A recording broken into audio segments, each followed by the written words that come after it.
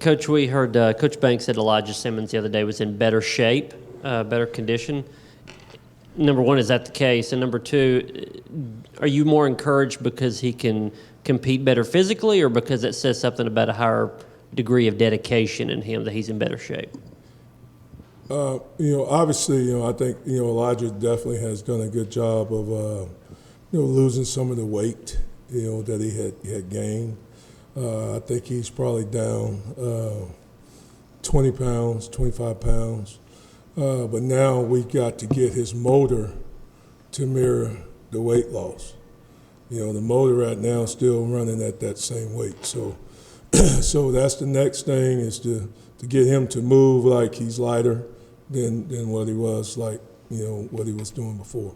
But it is good to see that he did have the discipline to do what they've asked him to do in the training room, in this weight conditioning, nutritionists and all that. So now we just got to keep moving the needle in the right direction. Coach, obviously there's always things to work on and things to improve on, but with guys that are returning, that familiarity with the program, the system, your expectations, how much have you seen that pay off in terms of technique here early on in practice? Well, obviously, all of us, we have to reassess everything that we're doing. Our expectations, obviously, I think maybe we exceeded some expectations, last year, but it's still not the expectations that we want, that we came to the University of Tennessee for, So we've got to raise the bar, and we've got to continue to raise the bar. I don't think any of those young men, when they signed to come to Tennessee, they signed to say they wanted to come and be a part of a 7-6 program. All right, they said they wanted to come and compete for championships, SEC championships, national championships. I know that's what I want. I know that's what Tennessee wants. I know that's what the expectation is. So we've got to continue to reassess everything that we're doing and make sure that we're continuing to move the needle in the right direction. Coach, when you look back at last season, there were times where Tyler Barron was not consistent enough to be on the field regularly. Have you seen a different buy-in from him through 5 practices now?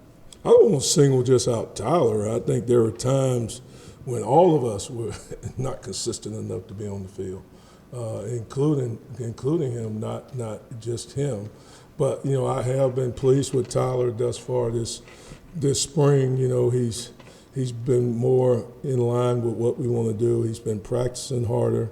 He's been competing. I think he's trying, he's straining, just like all the guys. But, we've just got to continue to raise our standards, and we got to expect more from each other.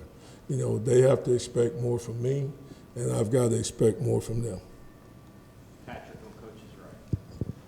Coach, with Amari Thomas, what kind of growth did you see from him over the course of your first year working with him, and what are you kind of looking for him to do moving forward to next season and working this offseason as well? Well, obviously, I think Big O is a tremendous leader, and it's like I told him in the meeting room the other day. Everybody, I guess he's been crowned, I guess, one of the faces of the program. If you're going to be that, then to whom much is given, much is required. So he's got to make sure that everything that he does, meets those type of expectations. Because every play that he makes, it's going to be scrutinized. So he's got to make sure that he's on top of his game, and he's improving his game, where he can help himself become a more elite level, championship level defensive lineman for this league. What have you seen from those younger guys so far? I know it's early, but Jordan Phillips, Tyree West? I'm definitely glad that they came in January. That definitely gives them an opportunity to get acclimated to what college football is all about, the expectations. I think both young men, have talent, have ability. I think they have the want to. Now they just got to get to learn how to do it and how to do it the Tennessee way, and the standards that we expect, and the effort that it's going to take to go out and compete and play at a championship level. But I've been pleased with both young men. I think they're smart. I think they're grasping the system. So obviously, them coming in, when we get into fall camp, they'll be more seasoned veteran where they can hopefully have an opportunity to have some type of impact on our team. West in the front, then Green. Rodney, I know you talked about expectations and wanting guys to meet them. Are there any guys right now in your group who are meeting those expectations, or anyone who's the closest, or guys that are closest to doing that? I mean, I think all, I want to make sure I'm clear on this. All the guys are working hard, all right, but we have to grow, all right, and we have to get better, right? And that's what's expected. Time waits for no one. So we have to go out there every day, and our goal is when we hit that field, we want to get better today than we were yesterday. We got to go ahead and look at the film and see if we met that standard today, or did we not?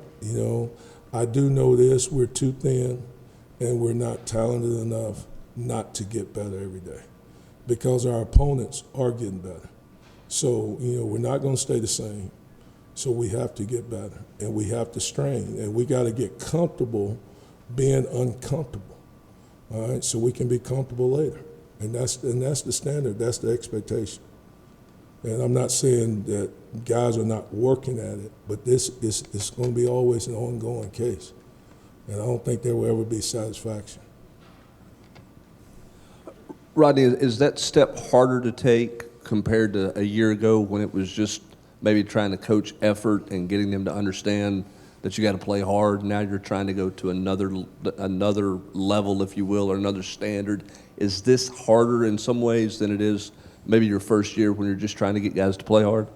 I think it's definitely going to be harder, when you had so far to come from. So, now as you've gotten closer, then to move those inches become more difficult. But the elite teams, that's what the elite teams are doing. They're taking care of the little things. I mean, so every little minute detail, it does matter. And it matters in crucial situations. It matters in tough situations when you lose the game in the fourth quarter and you don't finish. So just finding a way to strain, find a way to win, all right? And that's what we're trying to coach, that mentality and that mindset, that we have to find a way to finish and come out on top. How do you coach that? How do you create that mindset? Well, it's just a competitive thing. We just got to keep putting them in competitive situations. We got to keep grinding. We got to, keep raising the bar, letting them know that we're not going to accept mediocrity. I mean, that's not acceptable. Being average is not what any of us signed up for. I didn't sign up for it. They didn't sign up for it. So just understanding what is the goal. I mean, we can't just give it lip service. We got to be about getting it, and it's going to hurt. To become great, they're going to have to grind. And they're going to have to get in there and go through the fire and go through adversity and find a way to fight through it when they want to quit and when they want to give up. Now we got to find a way to pull through it, and the teammates got to help them pull through it. And getting it, we're doing it together. Patrick on the right. Coach, you talk about this process and being harder. Last year you had Matt Butler and some other guys that were kind of the leaders, maybe the tone setters for your group. Who maybe some of those guys that are being that player-led, that are pushing their teammates for you guys this offseason? Well, obviously we do miss Matt. Matt was a great leader. He was very durable, worked hard. But now it's the next man up. And obviously I think Amari has great leadership skills. We need him to take that next step, but he has great verbal skills and leadership skills. He's natural at that. But now I need for his play to match that, okay? Because, that's really when you're really a leader, is when your play, matches it and shows it, But I think he has a chance to be a good leader. I've seen development out of BY, where he's come from last year this time, and the growth that he's made, it's been tremendous. But he still has a long ways to go. I mean, because he was so far off, just watching him grow as a player and gaining confidence. I don't think he would ever be a verbal leader, but he could affect the room just by his play and just continuing to master his craft. So that's a way that he's got to help us.